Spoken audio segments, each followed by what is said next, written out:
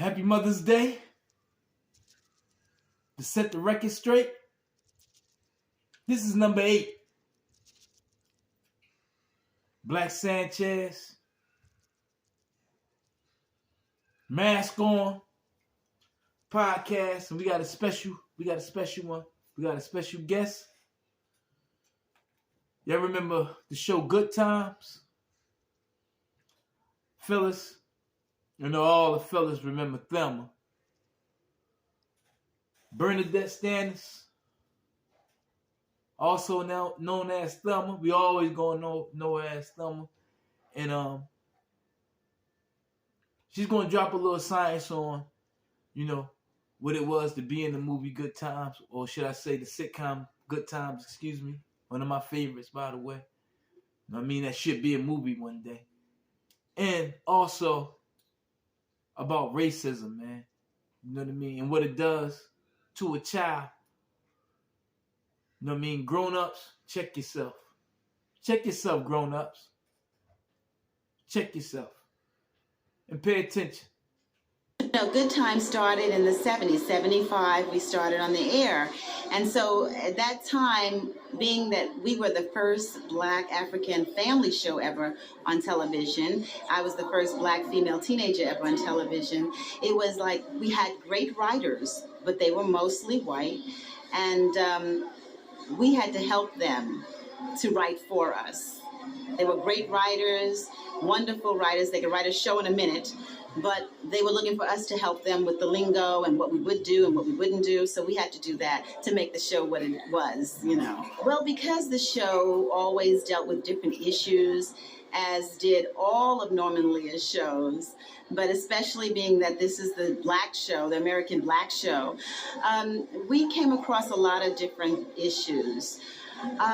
There were a lot of people who didn't like the show because it was too much, like I would say, they thought JJ was acting too buffoonish or whatever. But we had Esther Roll, and I loved her. I mean, very, very much. It was like my second mom.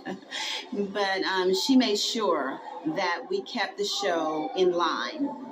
In other words, when anyone was going over the barrel or over the top, she would bring us back. So if JJ was going a little bit too wild, she would say, I don't want that. Let's keep it straight. He could be funny, but not a fool. And she made sure of that. So I give her a lot of credit for the way the show was, and that is still a success. Well, at the time, it was a groundbreaking show. The world was really ready for something like that, especially the African Americans. We had never seen anything like that before. Our people on television, a dad, a mom, kids, the whole thing, neighbor, a whole nine. So it was a big deal. And we taught a lot. Our show taught a lot of lessons. And even to this day, I hear people come up to me and say, oh my goodness, it taught a lot of lessons. I watched it, my mom watched it, my kids are watching it. So it's like a legacy that's going down. And I think it's fantastic. The fact that we were in the ghetto and we made it and we stayed together and we had morals and ethics against the odds, it made the show loved by so many people. Not just African Americans, but all people who were struggling and still are struggling. Good Times did pave the way because it was a show that let people know that you can make it. If you want to make it, you can make it. And like the Thelma character, she was a positive character among the odds. Still in love with him. Like my real father always told us growing up, what's around you does not have to be in you. And I carried that with me all the time. And I did, as a youngster, I did on Good Times, and I tried to bring that to that character, that she could still be educated, a good girl with morals, trying to be the best she can be. It doesn't matter what's around her. A lot of Thelma is me, because I was that girl in the ghetto, trying to make it, taking dance classes, trying to stay in school, not fooling around. I grew up in Brooklyn, in Brownsville, in the projects. The way I was raised, and in my neighborhood, there were a lot of drugs, a lot of things like that, a lot of things going on. And I stayed focused. I grew up around it, so I wasn't surprised about it. So when I went to Hollywood and all that stuff was going on, it didn't faze me because I was used to it. Right. I know how to focus around that stuff. So it didn't excite me. I didn't feel like I was in the in crowd, the out crowd, nothing. I was Bernadette, you know, and I stayed focused. Well, my dad was an activist in the community. Yes, and you know, he was like a manager in a store. I won't name the store, but you know, that's what he did. But he was basically an activist. He was a musician. He played the saxophone. He did a lot of different gigs and things like that.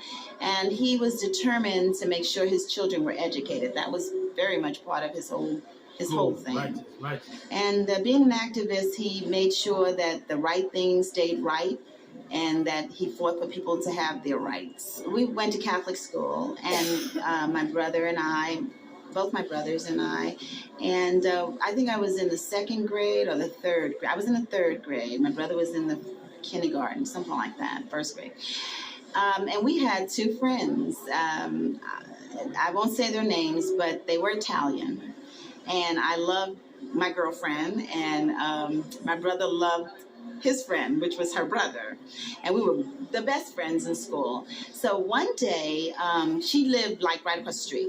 And one day she said, come on over for lunch. So we went over for lunch. And while we were there, her dad came in.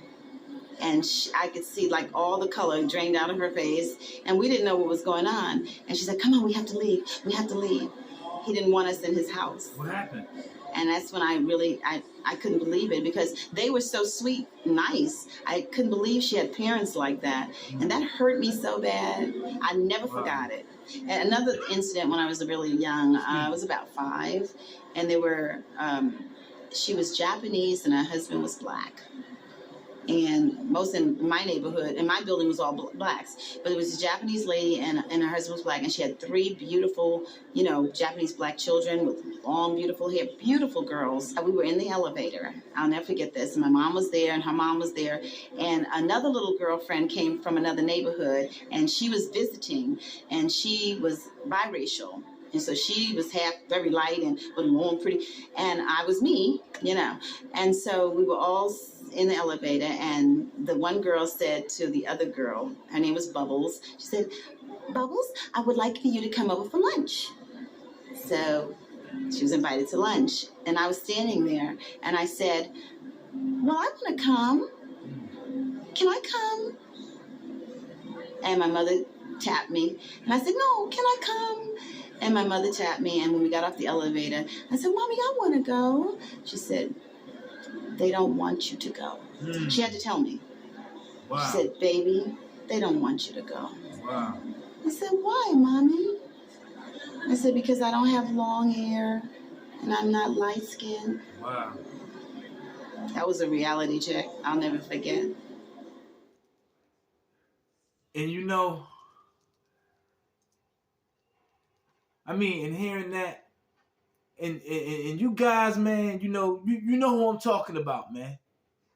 You know, brawny paper towels. You feel me? You know what I'm talking about? The wrapper on the outside, the plastic, brawny. You know what I mean? That look, yeah. Yeah, man. Wake up, man. Wake up. It's time to wake up, man. It's all about the babies, man. And them babies of whom she was talking about, they had more sense than the grown-ups, man. They had more sense than the grown-ups, man. It's all about these babies, man. That's what it's all about. They had more sense than these grown-ups, man. Wake up, man. Tune in, man. Tune in. We're going to have something special for you for number 9. I'm still a little choked up about that. That's Thelma, man. That's Thelma from Good Times. You kidding me? It's the fucking Thelma, man. Bell bottoms, jeans, tight fitted. Thelma, you know. It's Thelma, man. I'm signing out, man. Still a little choked up. I get a little choked up. Know what I mean? I can do that. Know what I mean? Mask on. Your boy BLACC Sanchez signing out, man. Thanks to Bernadette Stannis. Thelma, Good Times. I'm about to watch that. You know what I mean? A little bit, a little tissue. You know what I'm saying? The eyes a little bit. You know? Damn. You feel me? Happy Mother's Day, mothers.